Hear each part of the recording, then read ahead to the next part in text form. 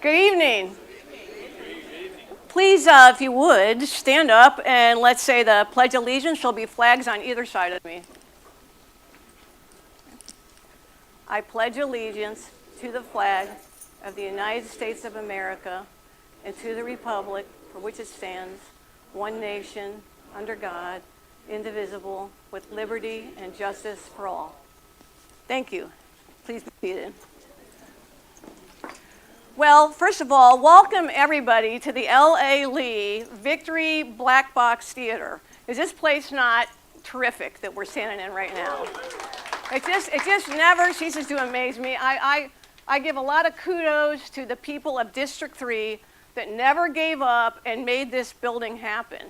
It's just amazing. So yes, awesome. And I think, the things that happen in this building are, they're really astounding. This building is for every age. I know the Y stands for young, and yes, there is a preschool, and there is aftercare, and I see a lot of high school type kids. But I also see people my age here using the gym. They're right above us, the floor above us is Broward College, and they have the best classrooms I've ever seen in my life. Matter of fact, there's one of them that I thought if I sat in here at night and went to class, I'd never learn anything because there's windows from ceiling to floor and you look at the city of Fort Lauderdale and it's just a beautiful view. So this building, it's for everybody. And I don't know if you noticed, but there is also a swimming pool, which is just tremendous for this neighborhood to give the kids the opportunity to learn to swim. So again, welcome to this building. If you can't tell that I love this building, I love this building. Also, I want to make sure that if you didn't walk down the hall to get pizza, or if you did, I hope that you all looked to the right, because I was told before I was ever here that in this building was the most beautiful gym in the whole world. And I thought, well, what a strange thing for somebody to say, a beautiful gym. It is, in fact, the most beautiful gym I have ever seen. I do think it might be the most beautiful gym in the whole world. So, and again, I thank all the team members of the Y here. They're tremendous to work with from the top to the bottom. It's just a great facility. The building, the people, everything. So we're very, very grateful to be here tonight. I guess I should say, I'm Mary Peliquin. I'm the president of the Council of Fort Lauderdale Civic Associations. We are your hosts tonight. You wonder maybe who we are. We are a nonprofit group. We represent all the neighborhoods. We want to represent all the neighborhoods in Fort Lauderdale. Currently, we have 50 neighborhoods who are part of the council. There's 80 plus neighborhoods, I think, in the city. So we'd like to capture those other 30. If you notice in the lobby, there is a sign, a big poster that has all the neighborhoods that are part of the council. There's a couple that have just joined that aren't on there. But if you notice that your neighborhood is not on that poster, come see me and we can figure out how to get you on, because it only makes the council stronger and have a bigger voice if we have all the neighborhoods. So just keep in mind, if you're not on there, to let me know, all right? We have a couple other things going on in the lobby. We have Joe Scott, who may be here later tonight. He's kind of in demand these days, as you can imagine. We have the Board of Elections, some of his team members out there.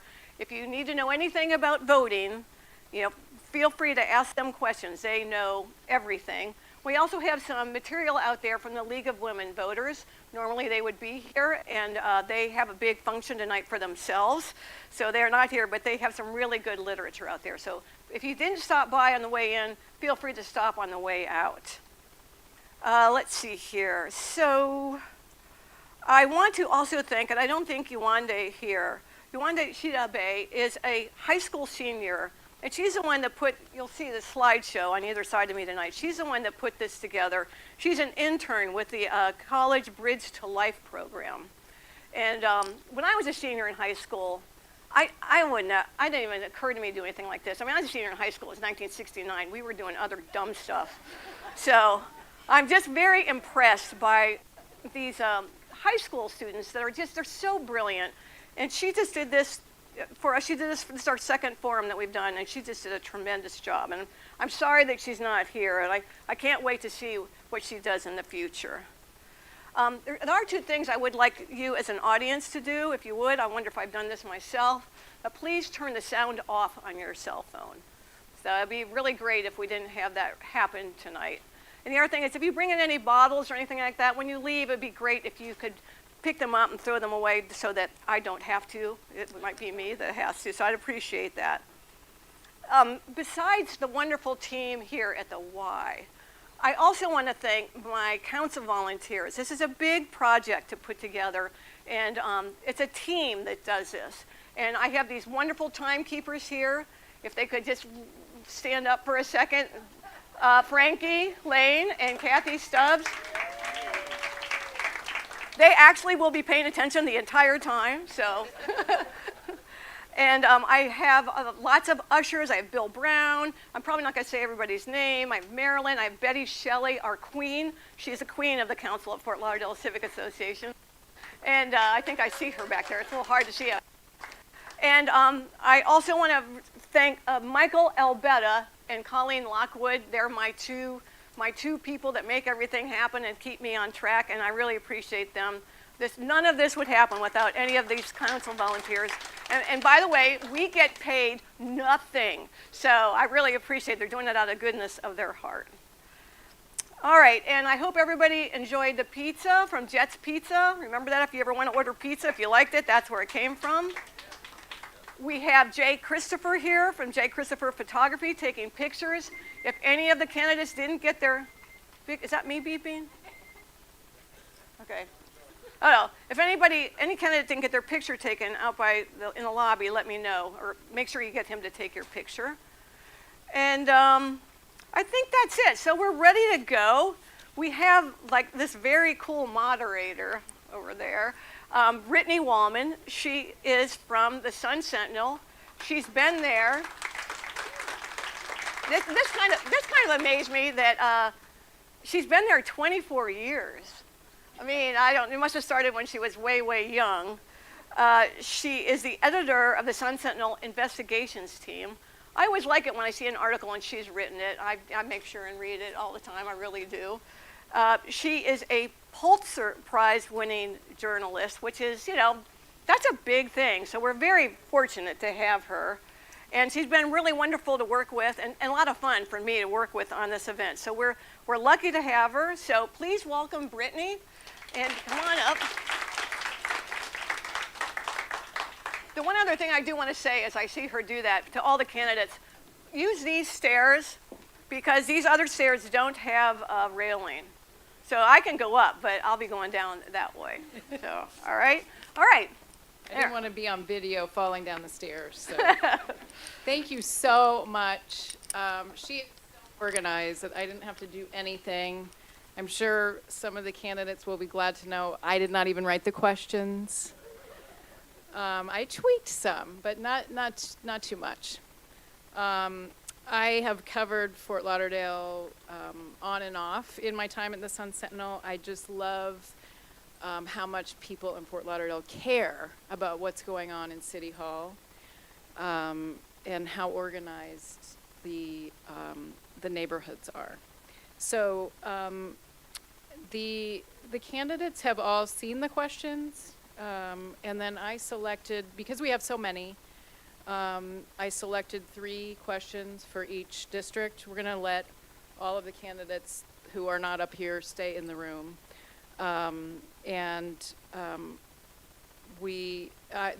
They'll be able to give opening remarks, answer 3 questions, and then closing remarks. And there won't be any questions or throwing things from the audience.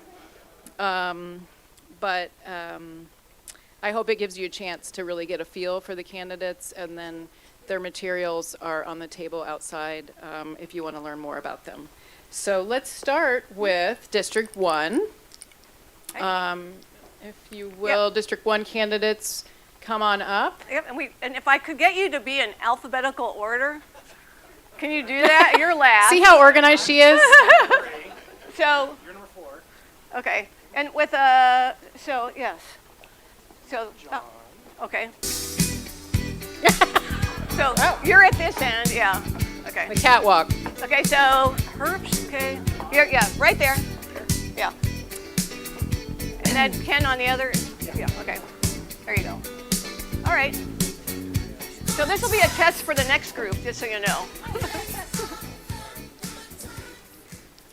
As she mentioned, we do have people in the audience that will remind them when their time is up. I don't have a mute button. But if I were voting, I would consider anyone who runs over their time to not be commission material. Right. Right. If this were a commission meeting, we'd be here till 3 a.m. and I could get through all of the questions. But sorry. Okay, so we're going to start on this end, and each of you can give a 1-minute opening. What? Looking for the timer. Oh, okay. Timers are right there.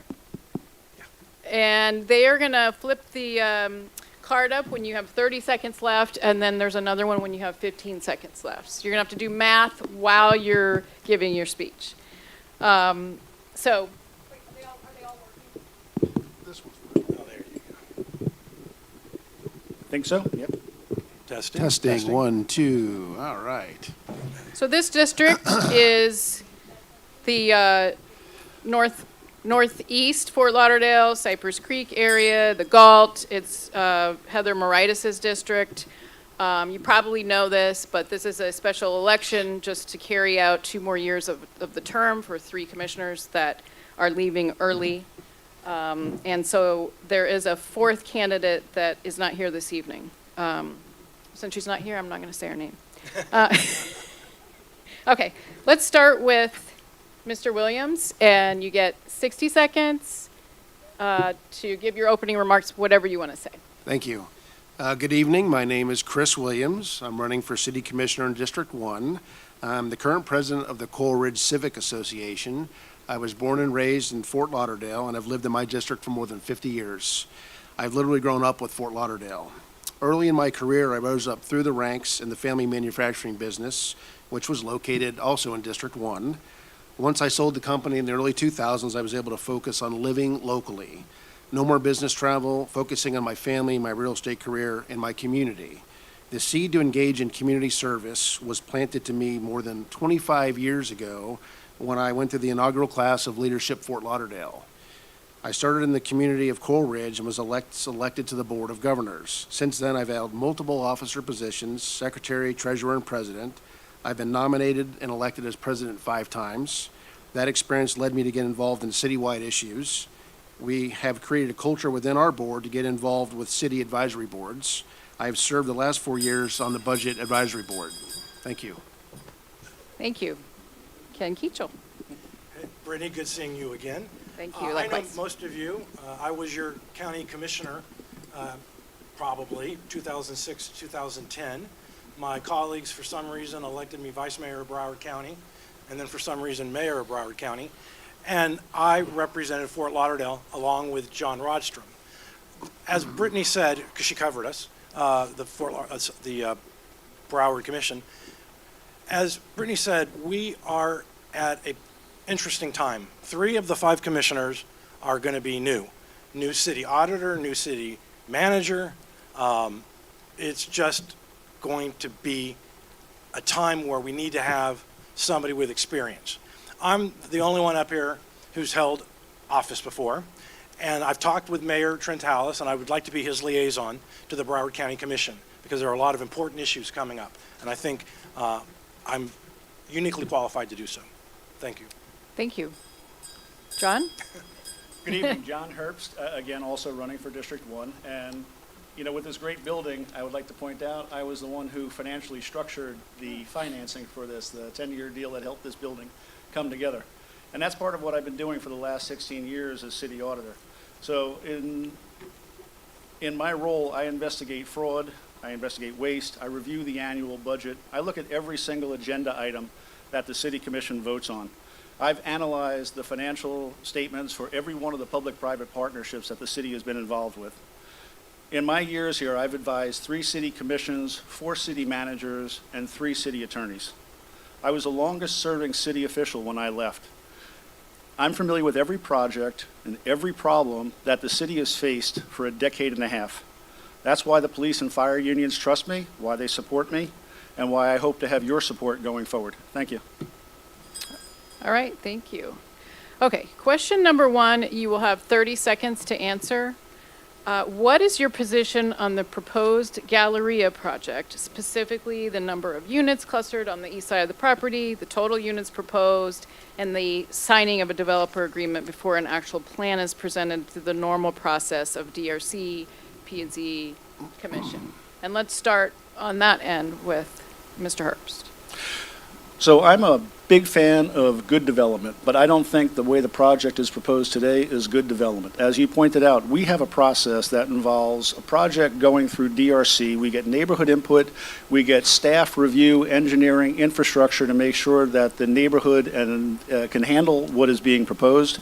And we go through that without a developer agreement in advance. DRC, or our Development Review Committee, is the entity that allocates out the flex units. We don't promise them before we've gone through this process. My answer is going to be easy because that's my answer. I think all three of us agree on this one. There's been rumors that the developer agreement was going to be done, before one of us got elected. That's not going to happen. There are rumors that all of the flex units are going to be grabbed. That's not going to happen. We have to create we have to create a development that serves the community. And I think we will. And I think any of the three of us are going to be watching this very carefully when we get elected. Thank you. So I've been involved in the Galleria development since 5 years ago when they first came to the table as president of Coral Ridge. So I'm intimately involved in understanding the current development agreement because we've seen 2 revisions of it. And we are fighting hard to get the units way down from 1,900. We don't believe and don't support flex units. And we understand that something's got to be done because they left that mall go down the tubes. But as it stands now, we've been waiting since June 6th from the current attorney to give us a better development agreement, of which we don't currently support. Okay, thank you.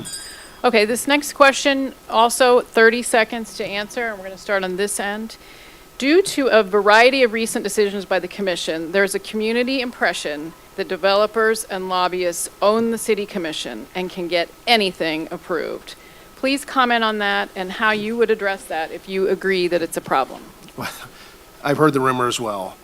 We have had quite a bit of large development. One thing right now that will test that is this ordinance that they want to put together, the PDD. They want to change the height restriction from 300 to 500 feet, which we are dead set against not happening. So if that actually goes through, then that rumor is true. Okay, good answer. It's not going to go through. Nobody, once again, and this is kind of rare because usually we're arguing with each other. Once again, we're all in agreement. No one's going to raise it to 500 feet. Of course, there's a perception that lobbyists and developers control us because we're either in the business or we've received campaign funds. But if anybody thinks that anybody up here can be controlled by a lobbyist or someone giving a campaign contribution, you don't know us very well. John? Thank you. So during the years, I've met and worked with a lot of lobbyists and a lot of developers when they propose projects for the city. And they are an integral part of that process. Lobbyist is not by their nature a bad word. But what they know when they come to my office is that I will be a fierce advocate for the city's interests. And just like they represent their clients, I represent my client. And I'm not going to give them what they want because they want it. It has to make sense for the city, and compromise is how we get there. There is, I believe, a win-win in every project. Okay, great. You'll have 60 seconds for this answer, and we'll start, we'll start in the middle. Yay. And then John. And then, please describe how you would like the city of Fort Lauderdale to look in the next 5 years. So I believe that the commission under Commissioner Glassman and Mayor Trentalis is better than the one before, which was better than the one before. I've been living in Coral Ridge since 1987. I've been involved in Fort Lauderdale politics, Broward County politics, and I'm proud of the direction of Fort Lauderdale and Broward County. I want to see our homelessness issue resolved. I want to see the infrastructure finally wow, time goes by fast, finally put to rest. I want to see a more inclusive Fort Lauderdale with a diverse group. I want to see the direction continue in the direction that I've seen for the last few years. And we've got 3 people, who are leaving the dais, and so it's important that you elect the right person. Thank you. John? So I'm going to speak in terms of nuts and bolts. That was theoretical and good thing, but I'm a CPA. I'm a very pragmatic individual. So I'll tell you what I want to see happen in the next 5 years. I want Lockhart Park finished so that the residents of District 1 get to utilize it. I want to see 5 Ash underway, if not completed. I want to see the Las Olas Marina, which we've been working on for 6 or 7 years now, get done. So it furthers our Venice of America approach. I want to see our new City Hall finally get done. We've been talking about that for 6 years. And the last thing I want to see is our police station on Broward Boulevard, another project that's been in the works for years. Our police officers are there working in a facility where they've got to put buckets out so that they can catch the rain that drips. This is unfair to our city employees and to our city residents to have dilapidated structures or things that have been promised and not built. I want to see those things finished. Thank you. Go ahead. We've got a lot going on right now, and as I agree with everything these guys are saying. Some of these projects are in the works and are going to be completed. You know, the city police department we just saw the plans for that a couple weeks ago. Looks terrific. That was a long time coming. Lockhart Park, we didn't put the screws to the developer and getting that park done on time. We probably should have ended up building it ourselves and billing back the $20 million to the developer, which is in the agreement. So I'd like to see a more proactive commission and holding the feet to the fire of some of these things that we've agreed to in these developer agreements, which we're going to have more of them coming up. I'd like to see us do a better job of working with the state on getting the Airbnbs under control and having us do our own regulation on those. I'd like to see continued improvement in the infrastructure, which we're talking about with 5 Ash Water Plant. I'd like to see us control our own water, though. I don't understand the P3. I don't agree with that one bit. And lastly, we want to continue to get incentives from the county, but do our own thing with affordable housing, and also work on the pandemic with the encampments with the homeless along Federal Highway. Thank you. Okay, and actually, I'm going to throw an extra question in because since we have a missing candidate, we have a little bit of extra time. We'll start on your end, John. 30-second answer. What is the biggest mistake or the worst decision that the city has made in the recent past? The worst decision that we've made, in my opinion, was the approval of the one-stop deal downtown. So we gave away a 3 1/3 acre parcel that was worth about $40 million. It should have had an annual rental of about $5 million, and we signed a 100-year deal with a developer for 25 cents on the dollar. And now here we are, where our joint city-county government building has fallen by the wayside, as I predicted it would 4 years ago, and that would be the ideal location for a new city hall. And if we did that in conjunction with a private developer, we'd have City Hall for free. Okay, thank you. Ken? So your colleague has done quite a bit of reporting in the last 4 to 6 weeks. I'm always reading your stuff, Britt, but I read Susanna's too. That's very good. And it's clear that something is broken. When we're having $500,000 parties, something's wrong.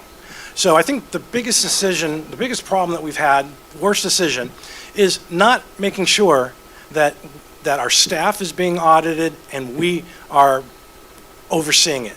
I respect Commissioner Glassman for looking into this issue. I'm afraid there's much more. Thank you. Chris? So I didn't like the one-stop shop deal for the financial reasons that John mentioned, but I think we're on the cusp of another really bad decision that we're going to regret down the road, and that's the P3 with the water plant.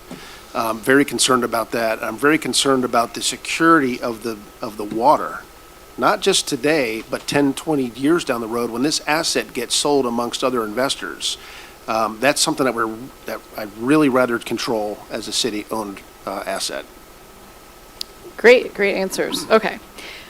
So that concludes the questions. You'll each now have 60 seconds to give your closing remarks, whatever you want to leave the audience with. We'll start with you. Thank you. So, as you can tell, I'm very involved in my neighborhood, Coral Ridge, District 1. Spend a lot of time on city issues, looking at developer agreements, P3s, and counseling with our current commissioner, Moritas, on pre-agenda meetings. Prior to that was with Bruce Roberts, who was a commissioner before Heather. So we do a lot. We try to really make the neighborhood strong, and that's what I want to continue to do. I want to understand from the residents and from the neighbors, which I'm already talking to pretty much every day about the issues. So that's going to be my platform. I'm going to be always accessible. And those of you that know me, and I see a lot of you in the room now, that you know that that's true. And I'm already dealing with a lot of the issues as a go-between between our neighbors and the city commissioner. Thank you. Great, thanks. Thanks. So, first of all, I appreciate everyone being here. Without repeating myself too much, I am concerned about where we are as a city. I'm proud of our city. I'm proud of our current commissioners. They fight a little too much among themselves on the dais, but they have been able to lead. Things are getting ready to change. When you go from 5 to 2, you can have a majority that doesn't know what they're doing because they haven't experienced it. It's one thing to say, that I want to be a good commissioner, and I believe my opponents do want to be good commissioners. It's another thing to govern, to have to make those hard decisions. To decide whether or not you're going to raise the millage rate, to decide whether or not you're going to force the developer to get the park done. I've been proud to see how, as Heather and Ben and Robert in their terms, they've been working hard to wrap some of these things up. And I really want to be the liaison between Fort Lauderdale and Broward County. Thank you very much. Thank you. Quick wrap up there, Precious. So I've told you a little bit about myself, about my background and why I'm running, and now I'm going to tell you why I think you should vote for me. City government is extremely complex. It takes years to begin to understand the number of things that we do, the breadth of the operations. Well, I've got those years. I've got 23 years of experience as a finance director, as a budget director, and as a city auditor. As pointed out, we're going to have 3 new commissioners, a new city manager, and a new city auditor. We've lost a lot of our institutional knowledge. We've got inflation at a 40-year high. We've got high interest rates. We've got a recession on the horizon. And I will tell you that experience matters now more than ever. This is not a time for amateurs who are going to learn on the job. I have no learning curve. I'll be able to hit the job day one and know exactly who to talk to and how to get things done. I've worked with these department heads for 16 years. Nobody knows more about City Hall than I do. Great. Thank you, District 1 candidates. Give them a round of applause. Very good answers. Stuck in here. Thank you. And next, we are going to invite the District 3 candidates up here. And if There's that music.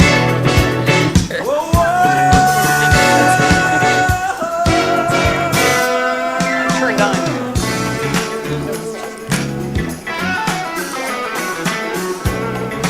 Okay. If I could for just a moment, I would be remiss because and if you guys could figure out alphabetically how you should sit, that'd be cool. So we've had District 1.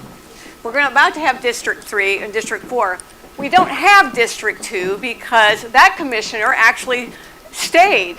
And I want to make a point There of somewhere. the fact that he is here, Commissioner Glassman from District 2, if you would.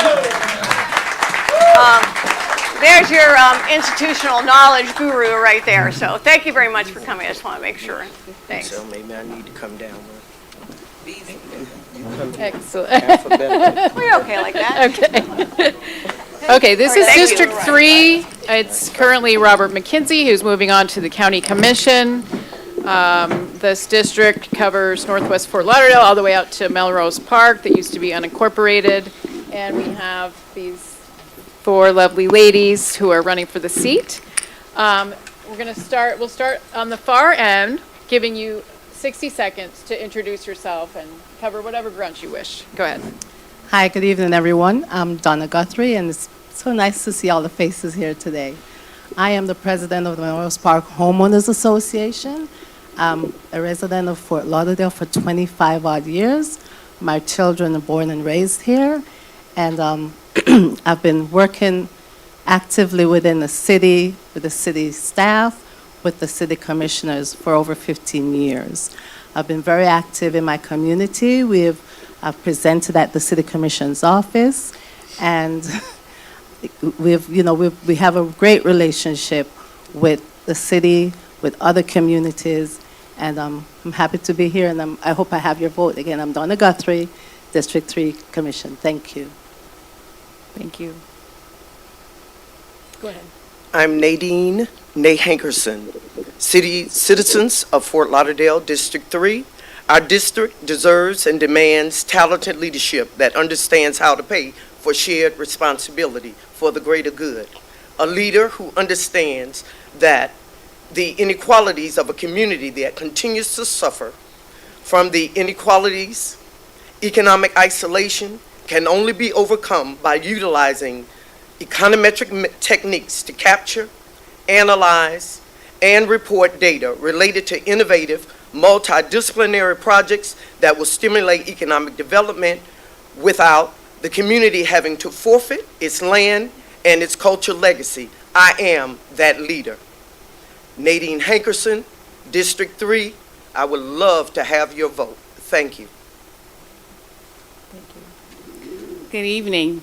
Thank you all for being here and everyone that organized it. I am Yvette Dubose, a local advocate for health and human services, a small business owner, a mom, and my children are fourth generation Fort Lauderdale. I'm a daughter of the district. My mom grew up here in foster care, and that was the inspiration for my work. I believe that our city, our district needs an advocate because in my work and the service that I do and the way that I grew up as a daughter of a retired pastor and a retired Broward County public school teacher, I believe a rising tide lifts all the boats. And our community, our district has been ignored and blighted and for decades, for generations, and now we're playing catch up. And I think we need an advocate that wants to lift up the entire district. Thank you. Thank you. Go ahead. Hello, everyone. My name is Pamela Beasley Pittman. I am the daughter of the late Reverend James E. Beasley, Sr., and Ella Mae Beasley, pastors. I am also the wife of Wayne D. Pittman, mother of Nina Angelina and Amore. I am born and raised here in the city of Fort Lauderdale. I am a retiree of the Broward County Sheriff Office. I worked there for 32 years. I am a minister. I am a chaplain. I am also the founder and CEO of Unified Central Broward Neighborhoods Alliance. I'm here today seeking your vote, wanting you to know that this neighborhood, this district, this city is my passion.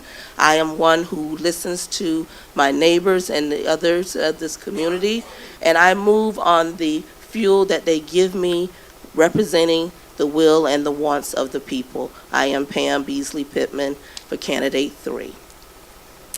Okay, thank you all. The first question, you will have 30 seconds to answer. It seems we have been bombarded with, wait, let me rephrase that. My colleague at the Sun Sentinel has done a fantastic job of letting us know about failed processes, lack of processes, overspending, spending in the wrong ways. What would you do to restore public confidence and make sure tax dollars are not wasted? It's me? Yeah. So we need oversight in all of the spending for the city of Fort Lauderdale. We should have city auditors. We should let the public know of all the projects, what's going on, how the money is being spent. We cannot just arbitrarily, as a commission, go out and spend tax dollars and not have oversight. It's not our own money. We need to have oversight, not just on one project, but on all the projects. Thank you. I'm not sure if this question is directed towards the money that was spent in our community for a concert. Let me just say, the city of Fort Lauderdale has spent billions of dollars and have overlooked District 3. So if that question is geared towards the money that was spent on a concert, it was spent for citywide. And so other districts must take it upon themselves to come into this community and spend time with us as well, and the dollar should be spent on us as well. It should be a shared responsibility for all districts. Thank you. As a small business owner, I think it's important that you adhere to whatever the budget is, and if the budget needs to be reviewed, then you take it back to the review process. I think it's important that we also be good stewards of tax dollars. I think that's very important, and that's the commission answers to the voters. And so as it relates to the process, auditing, budget, we have to work with staff, work with community input, and then have a very transparent above-board process, and I think that's how we'll get that done. Thank you. Transparency, that is important. I believe that we must make sure that we know what's going on in our city, how the funds are being spent, and also, as it's been said, understand that we are a city and funds are spent throughout the city, and it should not be a secret. It should not be limited to one section of the city. But transparency is the key.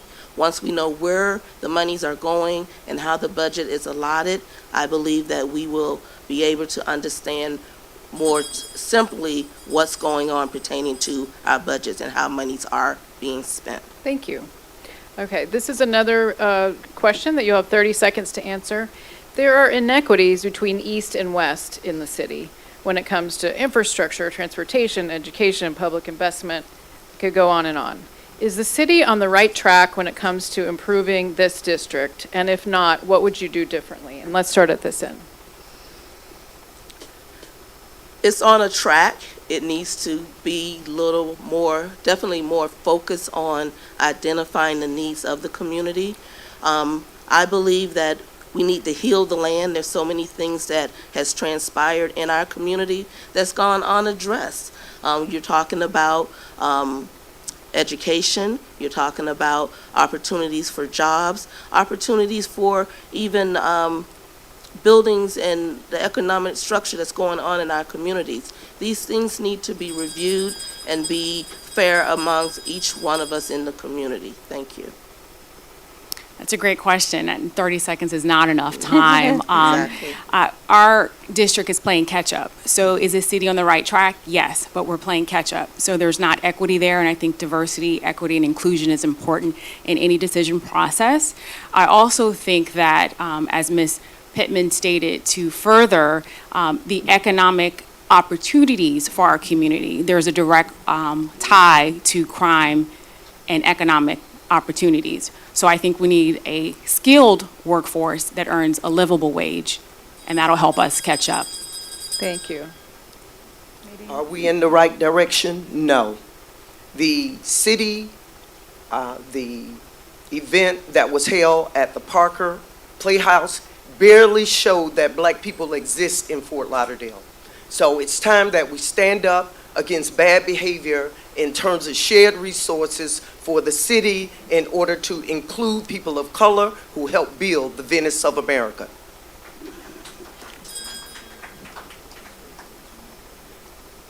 So I'm not sure if the city is on the right track. Take this building, for instance. The developer, this is in the heart of the district. I'm sure that, they didn't use local developers to develop this building. So there are inequities within the city. They have to figure out a way to include us in the CRA funding and distribution of CRA monies, because a lot of times what we see is rich developers are getting most of the CRA funding. We have to realize that the inequities You can finish. You can that conclude. there are inequities amongst the districts. District 3 has to catch up, but we have to make sure that the commission is aware and that we're doing what we're supposed to do. Thank you. I do have an announcement. If you are the driver of a black GMC with the tag NTVF17, you're blocking somebody in and you need to move the vehicle. Black GMC, anybody? I see somebody moving for the door, so that's a good sign. Okay, thank you. We actually have time for an extra question for this group as well. So I'm just going to pick one off of this list that is relevant. What is your view on the current state of the Fort Lauderdale Police Department and the relationship with this district? We'll start at that end. So, police departments globally around, the U.S. has always not been in favor of black and brown people. In particular, I am on the citizen focus group for the Fort Lauderdale Department.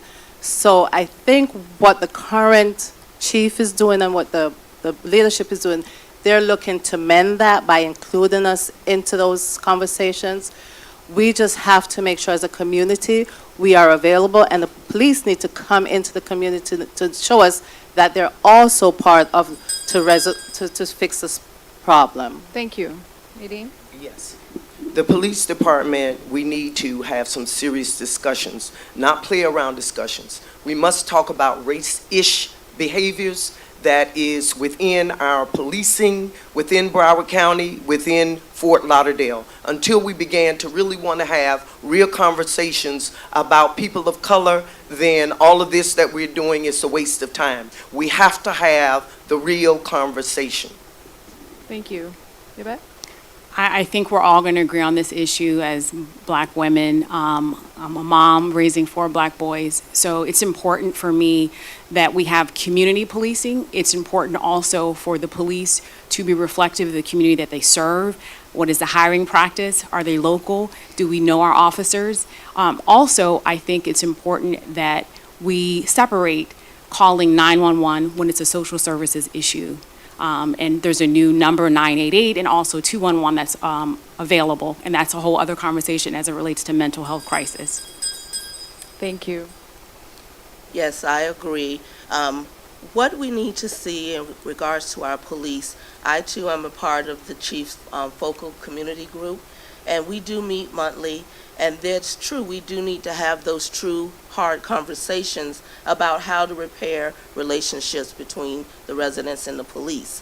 As an olive branch, I think it's going to require both sides of the fence, meaning community and the police, offering workshops, those conversations.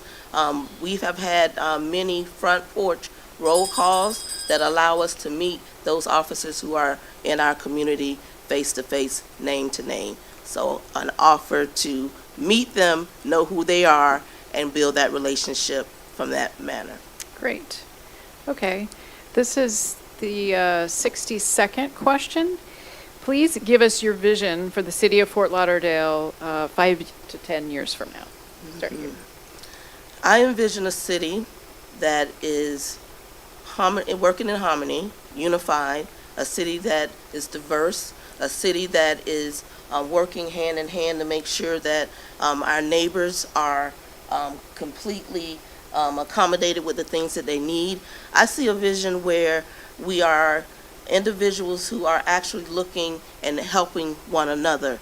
I see a community where our commission has the community at heart, that we're not working to benefit ourselves, but for the community itself. Looking at a community where we are growing financially, where we are a model city, where other cities are looking at us to say, how did Fort Lauderdale do what they're doing?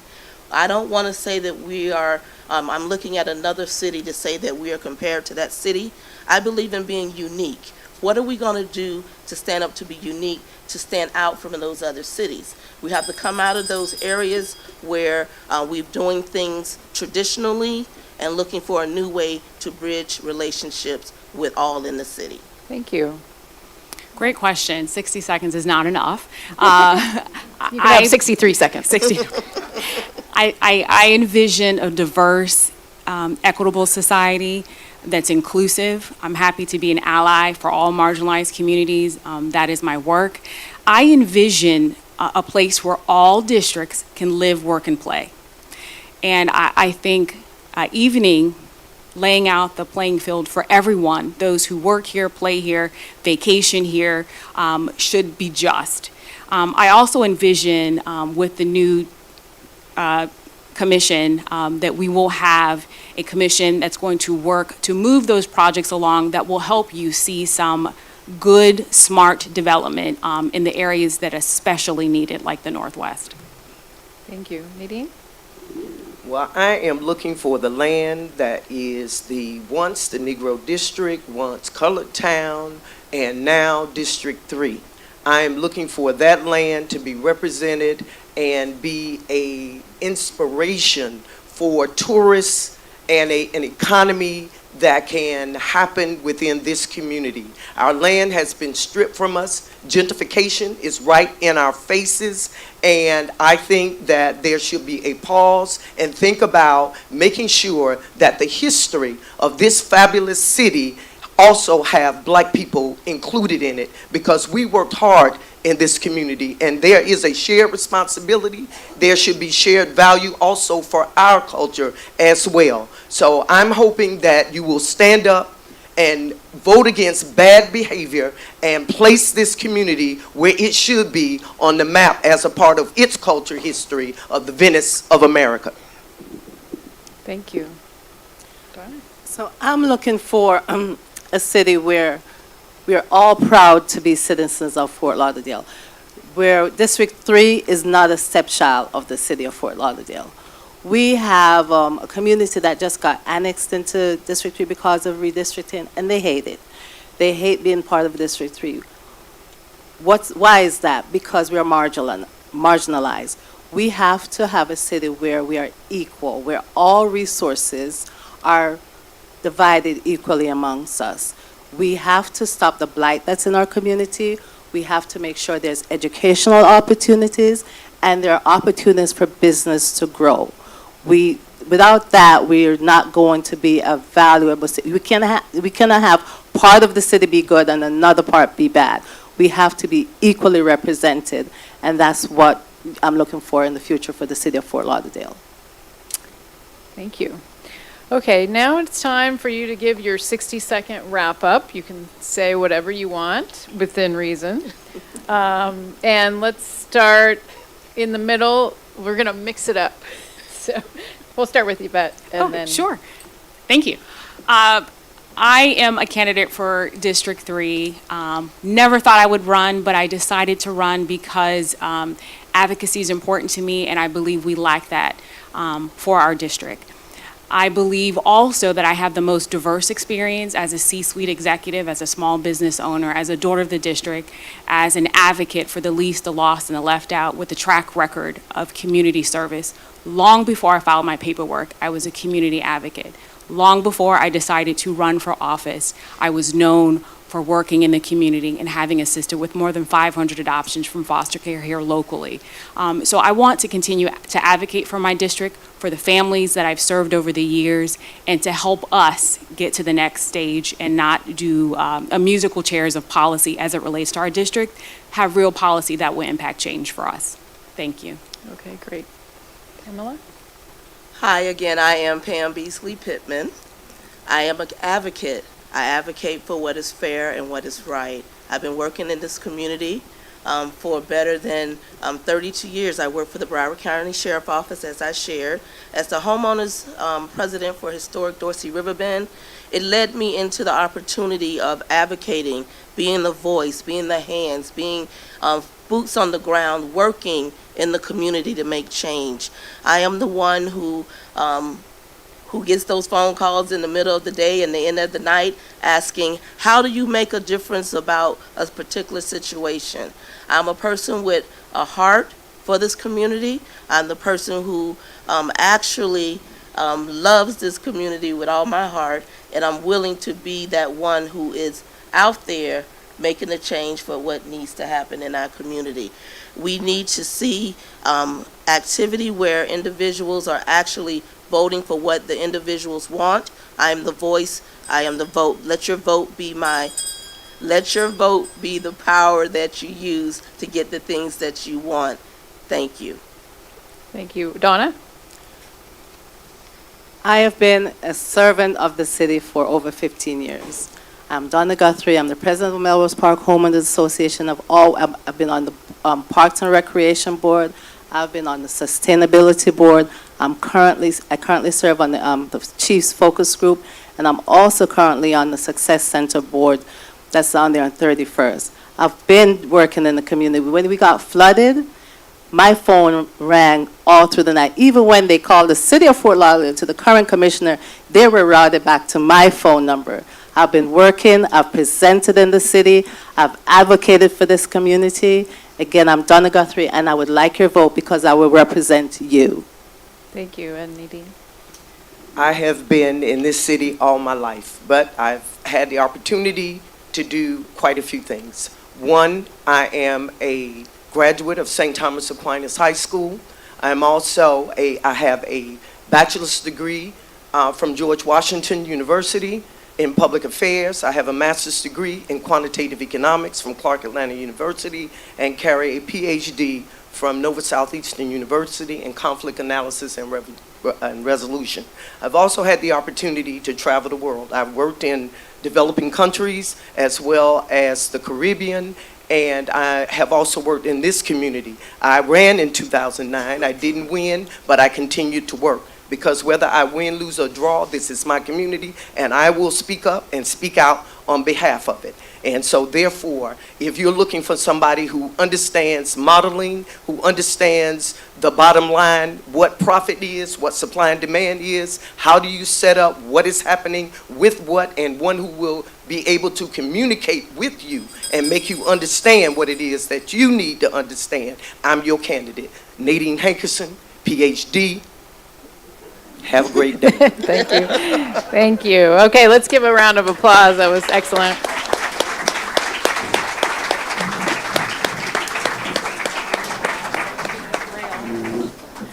And District 4, come on down.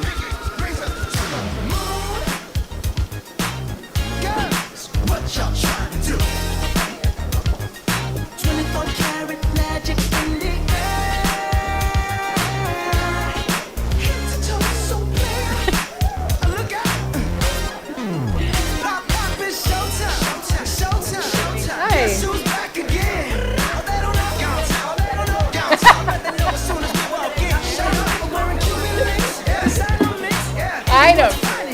What order is that? Oh, is this? Okay, you're gonna be here. Where am I? 10. You are right here. Is there a sign? It's alphabetical from this way. Oh. Oh, you're going to do the alphabetical. All right, good.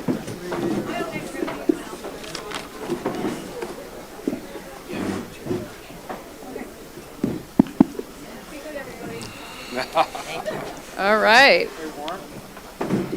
This is the District 4 race. It's a seat held by Ben Sorensen, who stepped down to make a bid for Congress, or is stepping down. It includes much of the downtown, including the Central Business District, Rio Vista, and the neighborhoods all the way to the southern end of the city. And we have a robust field of candidates. What? We're not in alphabetical. Oh, no. I mean, you get penalized for that for sure. No, it's fine. Okay, so we're going to start with, you're going to give your 60-second, introduce yourself and say whatever you wish. So we'll start at this end. Great. Hi, my name is Kevin Cochran, and I'm a candidate for District 4. I am a local runner, and I run marathons, I run ultra marathons, and I run all around the city. And I run with all different types of people, and I hear about all of the challenges our city faces. By day, I'm a software executive. I run billion-dollar businesses. I've taken companies public. I'm a transformation expert that goes into big businesses and actually looks at processes and helps drive better outcomes for shareholders. Here in Fort Lauderdale, I see challenges with overdevelopment. I want to bring my business acumen to transforming the way we manage our growth to make it more inclusive so we can improve the character and integrity of each and every one of our neighborhoods. So I'm looking forward to hearing all of your voices and doing the best to run a better Fort Lauderdale. Thank you. Next. Hello, my name's Ted Insera, and I was born in Broward General Hospital in 1956. I went to Croydon Park Elementary School, Rogers Junior High School, and Stranahan High School, all which are in District 4. I love District 4. I believe in District 4. you heard a lot of talk earlier about we can't afford to have an inexperienced person in the government at this point. Well, I think I'm going to flip that script because I tell you, I don't think we can afford to have one of these experienced politicians again, because that's why I'm running, because we need somebody with a new voice, somebody who knows the residents, somebody who speaks for the neighborhoods. And these people are great people, but I just don't like the direction that the city is going in. And we need a new voice, and we need somebody that understands the residents, understands the neighborhoods, and is willing to stand up for them in our city. Thanks. Thank you. Next. Good evening, everyone. I'm Mike Lambrex. I'm born and raised in Fort Lauderdale. I'm running this race because I believe the city is ready for a fresh face. I believe the city is ready for innovative ideas, somebody that can think outside the box. I have the skills and the experience necessary and best suited for this position. I'm a financial advisor. I own and run my own firm. I manage client retirement savings and their nest eggs for a living. If I can be trusted with their assets, the taxpayers can trust me with theirs as well. I'm a former member of the City of Fort Lauderdale Board of Adjustment. I'm a current member of the Broward County Housing Authority Audit Committee, overseeing the finances for one of the state's largest housing authorities with a budget of over 120 million, I should say. I'm the vice president of CCA Florida, 19,000 member organization, Leadership Broward, Class 37, and I co-founded a tech startup to help clean our city's waterways. Once again, I'm Mike Lambrex, and I hope to earn your vote for this election. Thank you. Kitty? Good evening, everybody. My name is Kitty McGowan. I got the hot seat right here in the center. I just want to say thank you again to having us all here tonight. It's been so educational for us to listen to everybody's different perspective here. Being a longtime resident, I grew up here. I went to, nice to meet another fellow Aquinas graduate. I grew up next door, and I lived right next door to my grade school in Fort Lauderdale at St. Jerome's. So, I mean, there's a lot of local people here that we really care, and all of us running here, we really do care about our city. So it's important that we do bring our own individual voices and keep our city strong. I have that opportunity. I've spent 35 years working at the city, state, county, federal, and international levels, and I'm going to bring that new perspective, innovation, and ideas to our city as a hometown girl. And Kitty McGowan, District 4. Thank you. Tell me when I start. I don't have a lot of time. All right, ready? Go. Hi, my name is Dr. Warren Sturman. I'm a cardiologist in this community for the past 30 years. For the last 2 years, I've taken a leadership role in Broward County's COVID response, and for this I was voted Doctor of the Year. I am by far and away the most qualified candidate to be your next city commissioner. Of the 7 candidates here, I've received almost every single major endorsement. Fire, police, doctors, teachers. That's because of what I've done for this community for the last 20 years. As president of Rio Vista, I've expanded parks in the entire district. I served in our city's traffic advisory, worked with the education advisory. I've worked as founder of the city's CERT team, and I led the effort to add fire stations back to the district. In addition to medicine, I have a degree in engineering from the University of Florida. We need a commissioner dedicated to our community, trained in problem solving, not in more overdevelopment. Thank you. Jackie? Yes, good evening, Jackie Scott. I'm so pleased to be here. I'm very proud to be here tonight because I'm a former president of the Council of Civic Associations. I have been deeply invested in this city for over 4 decades, and I've helped to make Fort Lauderdale a better place, the best place it can be. In the last 50-plus years, I've lived here. I've watched it transform from a sleepy small town to now like a 24/7 world-class city. And I've just not watched from the sidelines. I've rolled up my sleeves and volunteered to help make this happen. My experience and knowledge of how the city functions gives me a decisive edge in this race because I won't need to be trained on the job. I have dedicated countless number of hours to the city, all while working full-time, retiring from work, so I can fully dedicate 100% of my time to serving my constituents in District 4. The City of Fort Lauderdale has so many worthy goals and initiatives already in process. We need someone in District 4 who can come in running and lead from day one. My institutional knowledge and experience on city boards will be invaluable to a new commission. I'm running because I'm passionate, dedicated, a little bit late, and invested and well prepared for the next lead. Sorry. Last but not least, go ahead, Ed. I'm Ed Rebholz, running for District 4. I'm the only candidate that's dedicated to work full-time on this job. I am the only candidate that has managed billion-dollar budgets. I'm the only candidate that has managed 1,200 employees. And I'm the only candidate that has served on municipality as a municipality elected official twice. I am the only candidate with a highly successful business career. The last business I sold in 2010, was a software business I sold for $415 million, Whiptail Technologies. 26 people walked out of there, all with 7-digit checks. I'm the only candidate who has a proven record of fiscal conservatism. Thank you. All right, great, thank you. So this first question gets at your vision for the city, and we will start back at your end, Ed. 30 seconds. Is there a city that you admire and that you think Fort Lauderdale should emulate as it grows? What is it and why? I like Fort Collins, Colorado, and Denver, Colorado. So over the years, I've spent some time there. My oldest daughter lives there. Fort Collins is a city where Anheuser-Busch, and in fact, that's where I got a lot of experience at running breweries for Anheuser-Busch. But it's well laid out. Mass transportation is generally used. Good education systems. They preserved a lot of land for parks. And it's just a nice community. Thank you. Jackie? I think Fort Lauderdale is a beautiful city, and I think that we should make our city the city that everybody else wants to emulate us, quite frankly. 165 miles of navigable waterways. We need to embrace what we have. But also what I think is really important to our city is that we attract more tech companies, bringing these companies in so that our young people, when they get out of college and they want to come back home, we have a place for them to work and we make it affordable for them. And I think Raleigh-Durham, North Carolina is probably a pretty good city. Thank you. Warren? 30 seconds, oh.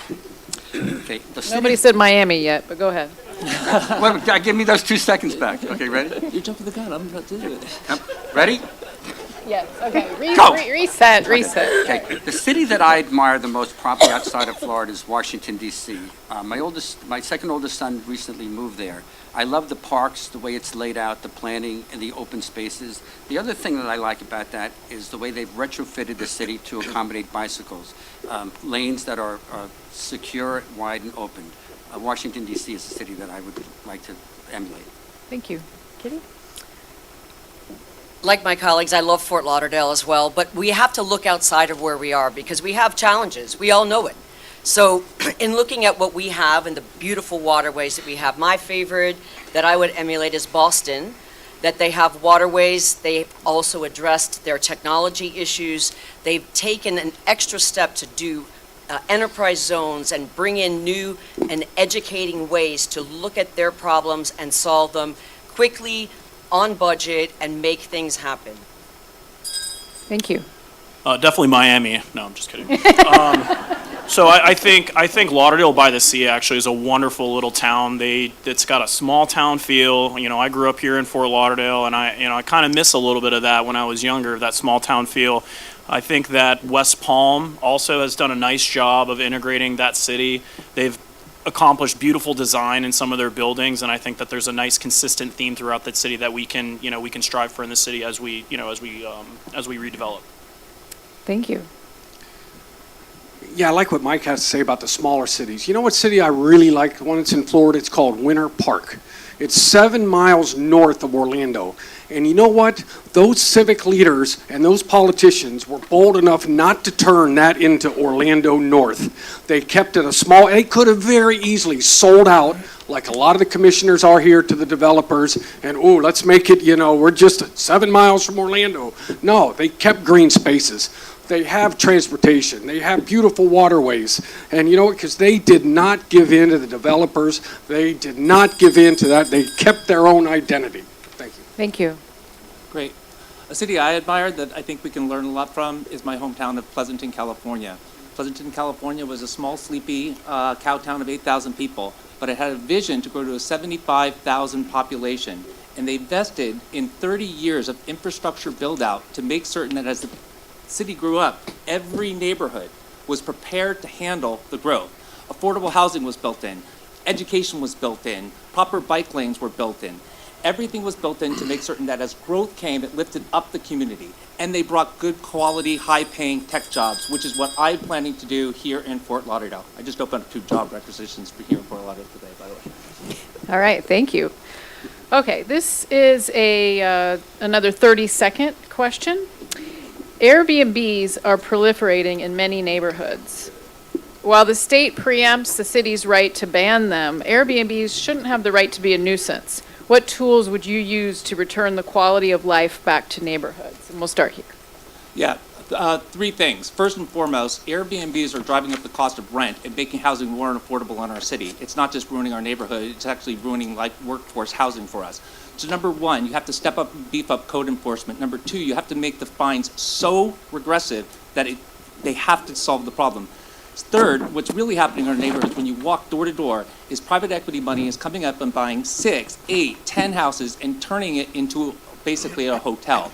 We need to take Airbnb back to where it was your primary residence, your secondary residence, not hotel chains buying a property and changing our neighborhoods. Thank you. Well, the government in Tallahassee loves Airbnbs, so that means they have to be wrong. You know, I agree with the fact that you got to go back to the owners who own the houses. You only can have 1 strike, 2 strike, 3 strikes. You lose your ability to have your house into an Airbnb.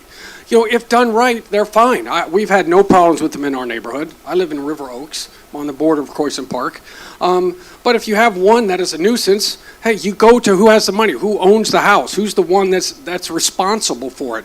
That seems like a very easy solution to me. Thank you.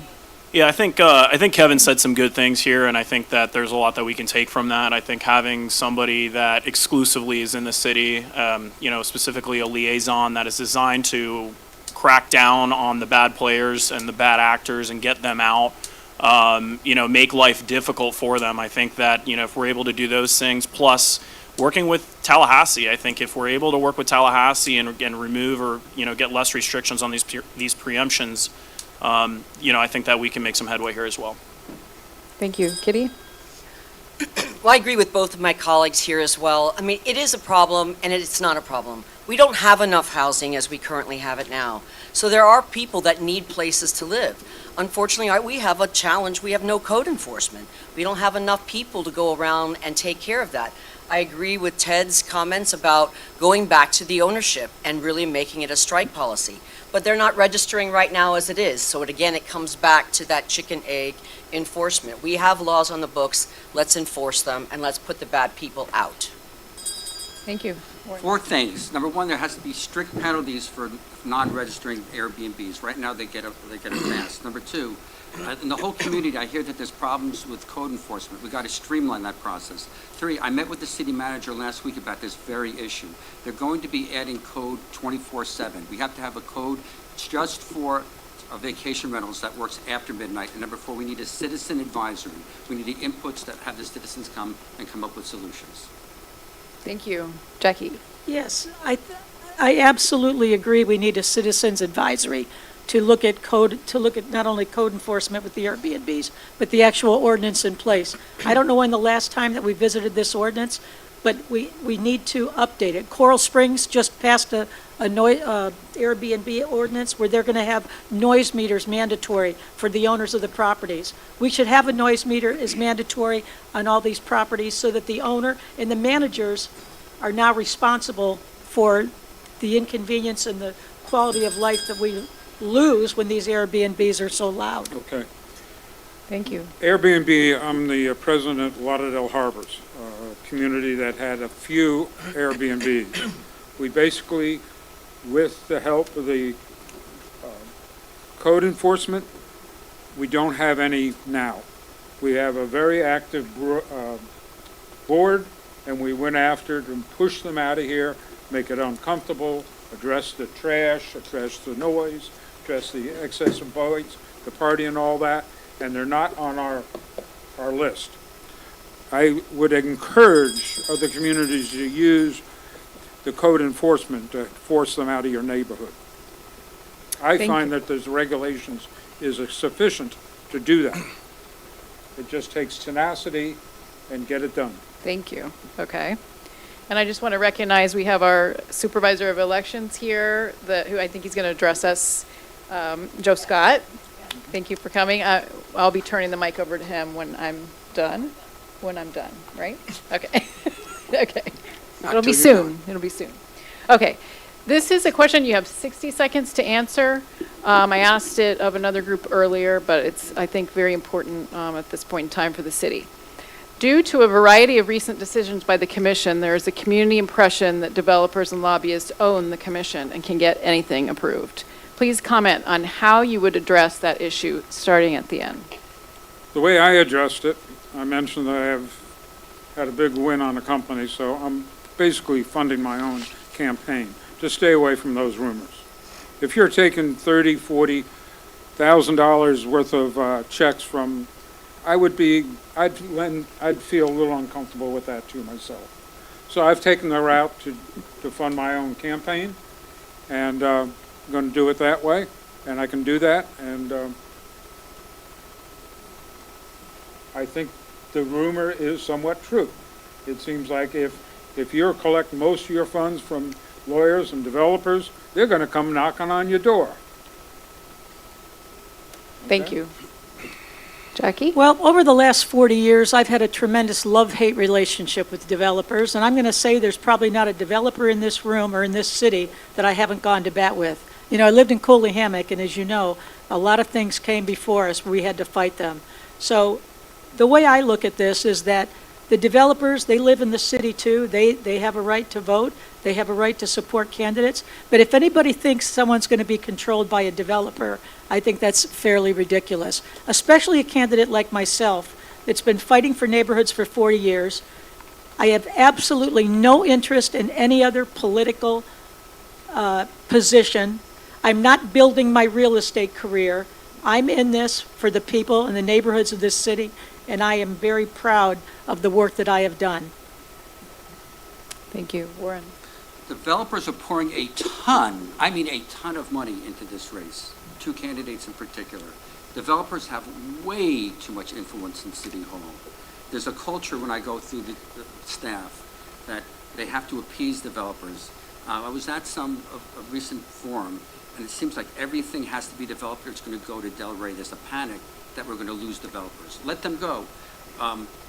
We need to have a culture where people that are not supported by developers could speak on behalf of the community. Please take a look on the city's website, see who is supported by the developers and who's supported by the community, and you'll see where the problem is. Thank you. Thank you. Kitty? Excuse me. I think the biggest challenge that we have is a lack of transparency. I mean, lobbying is not a bad word. Lobbyists are important. They have a reason to be there. Developers have a reason to be there. But they all have a purpose. But the rapid growth that we've had has not been done in any form or fashion that actually has a plan along with it.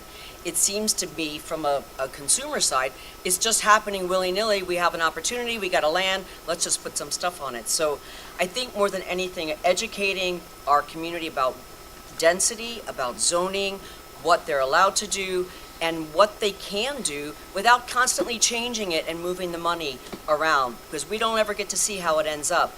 A lot of those rules get changed as they go through the process and we all lose track. So I think ultimately transparency becomes the biggest challenge that we all face. Thank you.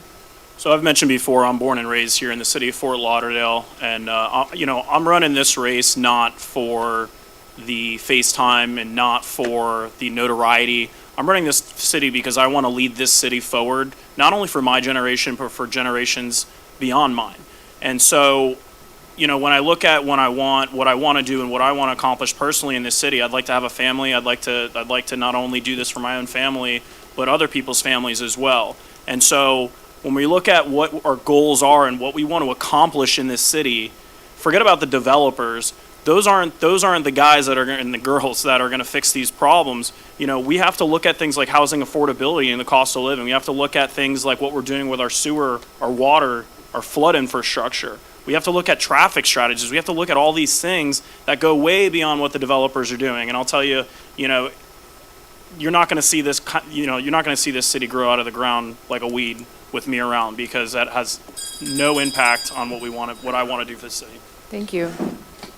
That statement is 100% fact, if you ask me.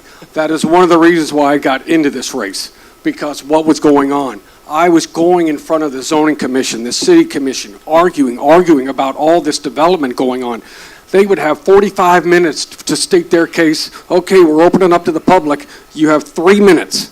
That was the most ridiculous thing I ever had. And we got voted down, or I got voted down every single time. My record against them is no wins, 11 losses, because they didn't even care what I had to say. It was like it didn't even matter. And that is why I'm getting in, because we just can't afford to have this city just overrun, just hodgepodge development everywhere. This Aussie symbol and his Riverwalk residency and moving of the rain tree, which is going to die without a questionable doubt. It's not even back in the ground yet. It's still sitting up on props. It's the most ridiculous thing in the world. He had a little shiny ball, and the commissioners are like cats, and they just get so distracted.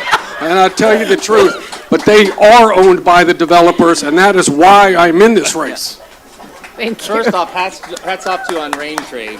Something must be done about that, and done about that immediately. So listen, when I got into this race, I've been fighting issues of overdevelopment in the city for the past 5 years. I was the person who got 15,000 residents to sign a petition to basically put a moratorium on development until the city actually had a plan in place to actually fix our infrastructure, to actually support and accommodate our growth and fix our waterways. That petition was ignored. I took that petition to the state, and then ultimately documented day by day with the state to get the state to come down hard on the city to issue the consent decree, which is why we're getting $225 million worth of infrastructure investments made into our community.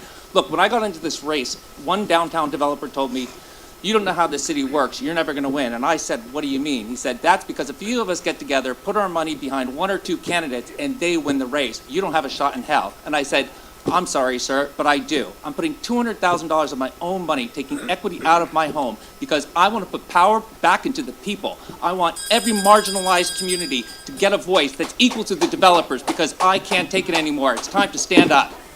Thank you. Okay, I'm going to throw an extra little question in because it's only going to take 3.5 minutes and we're way ahead of schedule. And that is the question of, what is the biggest mistake that the city has made in the last few years? We'll start here. Let me 30 count seconds. the ways. 30 seconds. Let me count the ways. I think the biggest mistake is falling into this trap of development at all costs and putting private profit over public purpose. Good example, Bahia Mar. Good example, our water treatment plant. Why are we giving away precious public land? Why are we giving away precious public resources? We need to actually have an investment plan so we can actually build public services, so we can build public safety, so we can actually build a public community using all of our resources. We are giving away land at One Stop Shop. We are giving away the safety and security of a water supply. Basically, we have to change the attitude. We have to change the mentality in City Hall. Full Thank stop. you. Thank you. I think one of the biggest problems is the outcomes of all these elections the past 10 years. That's one problem right there. Because it just is a never-ending cycle. It just goes on and on and on. It doesn't matter who's in there. It's just they recycle themselves over and over. It's like the same politicians all the time. We still don't have a voice. The residents still don't matter. And just all these elected officials that are just the same old, and, buddy buddies. That's the problem in this city. Thank you. So I've got 3 letters to answer this question, and it's R, O, and I. And ROI was a situation, and I'll speak from my finance background, that really led us to the situation that we're in with what's going on with the inadequate infrastructure updating that we've been plagued with. And now the current city commission has done quite a bit in a short amount of time to address that, but we've got a long way to go, and I'll tell you, as commissioner, that ain't never gonna happen again. Thank you. Kitty? That's such a hard question. It wasn't on the list, by the way. I know, it's like, great, thanks. I honestly, I say as a community citizen here, the biggest challenge that I feel is there's no plan. We've just continued to build, and there is no plan.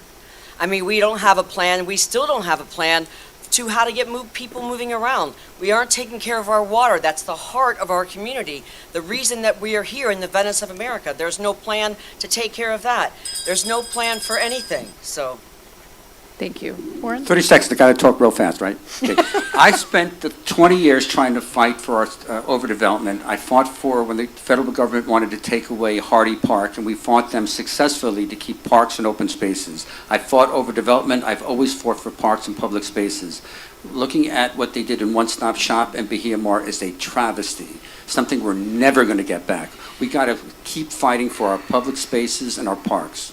Thank you. Jackie? I have two things that disappointed me. One was when they eliminated pretty much the Transportation and Mobility Department by getting rid of all the engineers and most of the planners. I mean, a city that's growing like we are, obviously that department is critical. I don't know how to move forward without them, and that's one of my goals when I become the commissioner. The second thing is I'm disappointed on the water treatment plant. As a member of the Infrastructure Task Force, we voted for that not to go to a P3. Now, the other mistake I think it's been made is that San Antonio did a P3, but no one got San Antonio to come and talk to us or tell us, what did you do wrong, what would you do differently? Thank you. The misfires from this current board, One Stop Shop, gave it away. They gave away your property, and that's the way I look at it. Bahia Mar, they gave away asset of $280 million and get 3% on that. That's, nobody in business would settle for that type of results or that return on investment. The other one that's coming up, the Tesla tunnel, I walk around and hear the ideas of all that is bothering people. No one has asked me about the Tesla tunnel. That's $100 million that we need to watch very, very carefully. It doesn't connect to the mass transit plan. It's just thereby, it's cute. Thank you. All right, great. So we are at the... Wait, Brittany, if I could just interrupt for a second. If we could just a little interruption here. If we can just hold all of you here. We have a very special guest tonight. Whoa. The Broward County Supervisor, Board of Election Supervisor, Mr. Joe Scott. We're going to give him a couple of minutes. And, all right, thank you. Am I going to get the same, the bell ring after 2 minutes? Is that? All right, so I'm going to go real fast here. Man, so great to see so many people out tonight. Just want to give you guys some important updates about the upcoming election. For anybody who is not registered to vote, and if you guys know anybody who's out there, the voter registration deadline is coming up fast. It's on October the 11th, all right? And then we're actually going to have early voting will begin on October 24th.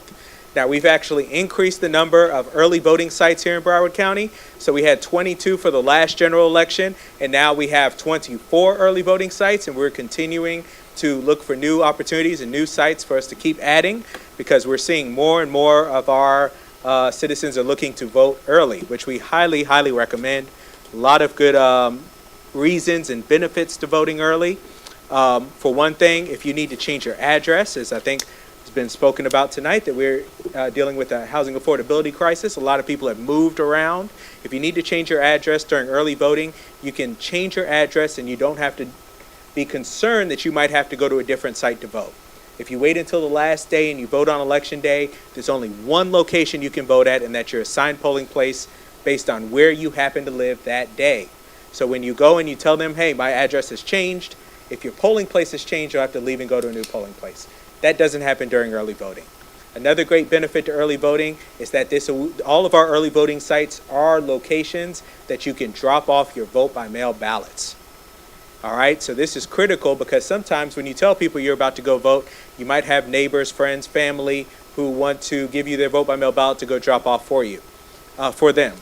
All right, you cannot do that on the last day. On election day, you will not be able to drop it off at your polling place. You would have to go to one of our offices. But at early voting, all of the early voting sites will have drop-off locations.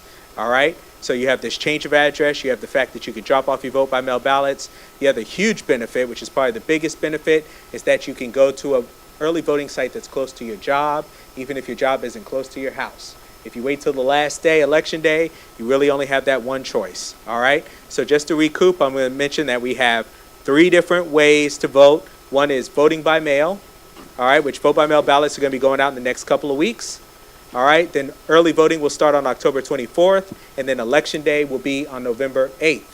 So with election day on November 8th, early voting ends November 6th. Please try to vote by November 6th. Thank you all for your time and attention, and I appreciate you all being here tonight.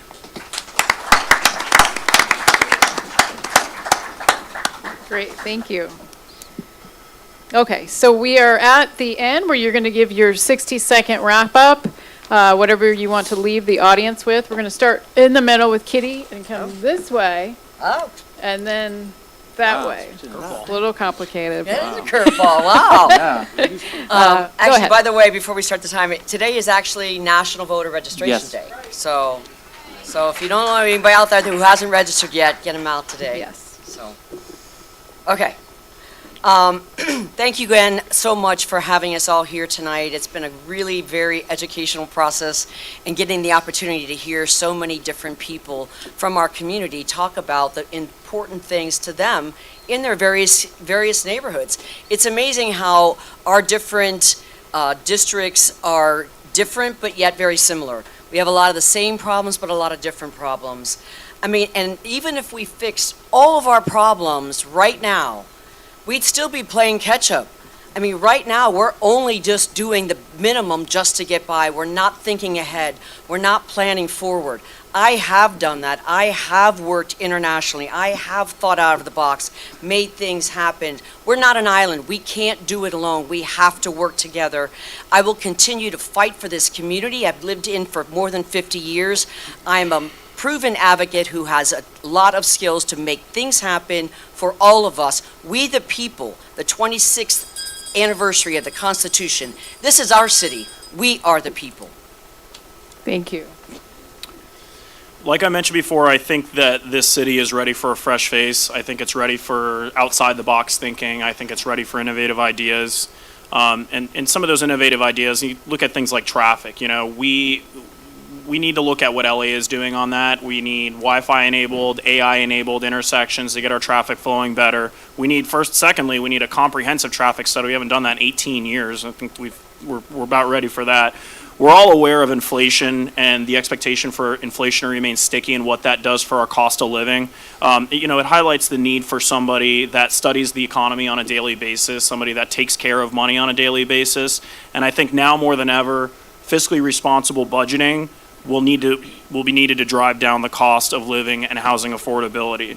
So I've demonstrated the ability to get things done. I'm not a talker, I'm a doer. I have one of the largest artificial reef projects offshore right now, and I've conducted a comprehensive oyster study in our city as well after the sewage breaks. If you're looking for the job to get done, look no further. I'm Mike Lambricks, and I hope to earn your vote in November. Thank you. Thank you.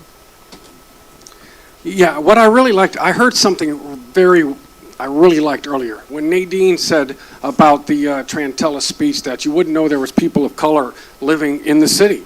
Well, I also think you wouldn't even know there's people actually living in the city from his speech. It was all planes, trains, and automobiles. It was all about what are we going to do for visitors? What are we going to do for the tourist trade? How are we going to get people to the beach? How are we going to upgrade Las Olas? Let's build a park on top of the tunnel. And it was all about that. How do we get people from the airport to the cruise ships? How do we Brightline? We need to get them to Orlando. He's just forgotten about the residents of this city and really what we go through every day. They don't have any clue. I think I'm the only one on this panel that can say I took the number 6 bus and the number 40 bus to get here. Because, this is my city. I got no problem with that. And we need to improve our public transportation and our roadways. That is so important if we want to become a good city. And our residents have to come first. Thank you. Thank you. Yeah, couldn't agree more. Once again, I'm a civic activist, and my only job is to listen to the concerns of people in all neighborhoods and seek to basically provide the public services that they need. By day, I'm a software executive. I've built many businesses, scaled from $0 to $1 billion, building some of the most complex enterprise software systems on the planet.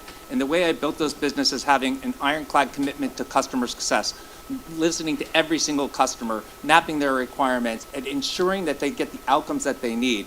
I want to bring that business acumen to City Hall and build neighborhood by neighborhood plans, listening and understanding the needs and concerns of every citizen and making certain that their requirements are met and that we have an agreed upon plan to invest in those communities, to enhance those communities, to protect and preserve those communities, and make sure that people's voices are heard. There are too many neighborhoods, too many neighbors that don't feel like they have a voice. That needs to change. I don't build successful software companies by ignoring different populations that use my software. I build those companies by making certain that every single person is delighted each and every day, and that's what I aim to do for everyone in the city of Fort Lauderdale. Thank you. Ed? Ronnie, okay. I grew up on the west side of District 4, and I went to St. Thomas Aquinas, and Kitty went to St. Thomas Aquinas. I came back, when I sold my company, came back here and retired. I went back out to St. Thomas and was coaching along with the other coaches out there, and I coached her nephew, brilliant runner, kind of neat connection. Anyway, I want to go through that. I'm the only candidate that's going to be working full-time for you. I'm the only candidate that has experience in this position. I've managed 1,200 people. I managed billion-dollar budgets. I've spent the last 2 weeks, or last 4 weeks, meeting all the department heads. And it's amazing what they think and what we hear out of the board. Completely different things. The water department does not want to relinquish that operation. I think it's something that needs to be explored very carefully. Privatization is a bad word in my mind. Thank you. Jackie? Can I ask a question before I begin? How many people here tonight because they love Fort Lauderdale and think it's a great city? Sometimes it gets depressing when you're in these situations and you hear so much negativity. I just want to tell you what I'm going to do as your District 4 Commissioner. I'm going to request that anyone coming into City Hall that wants to meet with any elected official will disclose at a computer up front who they are and who they're going to meet with and what they're going to meet about. And the reason I want to do that is I want to get rid of this notion that there's these backdoor deals going on. I think it's important transparency. I'm going to have regular office hours for I'm going to have regular office hours for neighborhood leaders. So you don't come to a planning and zoning board or another meeting and say, we don't have time because we're working all day. Waterways and stormwater will continue to be a top priority, and I'll keep my finger on the pulse for these projects to get fixed. I will be a full-time commissioner with no other interest for higher office, to build my business or to profit any way as being a commissioner. This is my promise to all of you. After 40 years of volunteering for this city and my commitment to this city, I hope that I have earned your vote. Thank you. Warren? Last up. I've lived here for over 30 years. My children were all born and raised here. I served on their PTA, coached their soccer. I love this community. When I ran for this seat 4 years ago, I came within 1% of winning. I did not get any developer support back then, but I did get community support. And because of that, we almost won. Once again, developers are pouring a ton of money into this race on my competitors. Developers already have way too much influence on City Hall, and we do not need a candidate that's supported by developers. In addition, we certainly don't need a candidate that's somebody brand new with no experience working with the city or county and is going to learn on the job.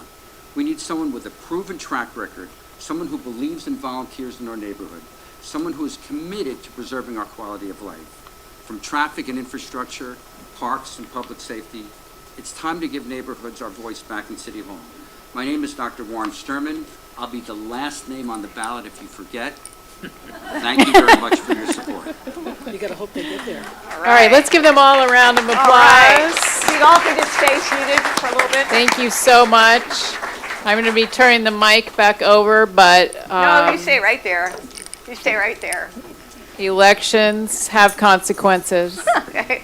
Well, first thing I Don't want to do is forget. I want to thank all the candidates, not just these 7, but the other 2 districts, District 1 and District 3. You guys, I don't know why you decide to do these things, but thank you very much. It's really putting yourself out there, and you all did a terrific job tonight, really, and I think everybody learned quite a bit about you. So thank you to all the candidates that came. And I really, really, yes, all of you, thank you. I can see you. I also want to thank Brittany, who stood up here, I think, for 95 minutes. What a wonderful moderator. I really appreciate it. And to show our appreciation, I heard you like flowers. So that one will last quite a while. It may come back. Beautiful, thank you. Is this So- a bribe or something like that? And we'll help you take it out. It's not heavy. It's is it? very nice, thank you so much. Oh, well, thank you so much. I think you all agree that you did a terrific job. So again, I want to thank all my volunteers. I want to thank the Y and all of their team members. I want to thank the people of District 3. They deserve this building, and I'm so happy it's here for them. And I really am happy. I love hearing all the District 3 candidates talk. And I want to thank you, audience. You're here because you care about our city. What can be better than that? I really appreciate that you all are like that. So thank you very much, everybody. Have a wonderful evening, and please go home safely. Thank you. All right. Good job, guys. You did such a great job. Yeah, good job. Really. Such a great job putting Really together appreciate that. getting to know all of you. I mean, you'd be surprised how people have gotten to know you just from those answers. That was really nice. Hey, you're welcome, Ed. You're welcome. Yeah, this venue is super. Isn't it? It's super. Good job. Hey, good job, Jackie. Really.